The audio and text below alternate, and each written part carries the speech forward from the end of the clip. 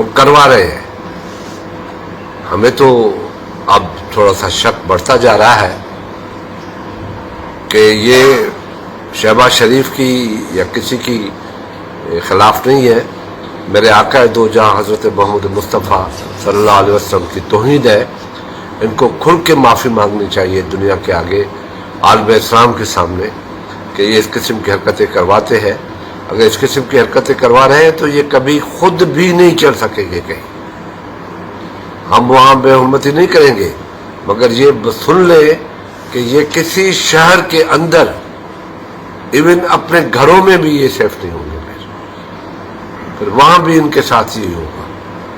یہ بند کر دے حرکتیں، پاکستان کو بدنام کرنا بند کر دے. یہ خود امپورٹڈ ہے، اور یہ امپورٹڈ کی کہانی آج سے 35 سال پہلے حکیم سعید نے کی تھی،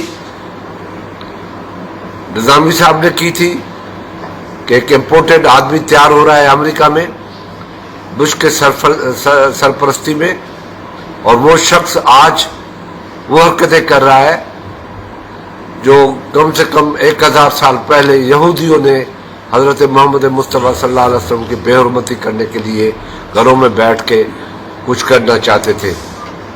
آج تو وہ نظارہ نظر آتا ہے. ان کو عالم اسلام سے معافی مانگنی چاہیے. عمران خان کو اپنا حساب دینا چاہیے. اس سے نہیں بچ سکتا وہ، کہ اگر وہ یہ کہتا رہے کہ امپورٹڈ حکومت کو، یہ نہیں بچ سکتا. امپورٹڈ سامان توشہ خانہ کا سارا بیچ دیا. توشہ خان تو نام پڑ گیا. اب کس حکمران نے توشہ خانہ کے چیزیں بیچی ہے؟ جو بھی پاکستان کو دنیا میں مسلمان جب کوئی چیز لے کے آتے تھے تو وہ آ کے مال غنیمت میں جمع کرتے تھے. باتیں ریاست مدینہ کی، کام یہودیوں سے بھی بدتر.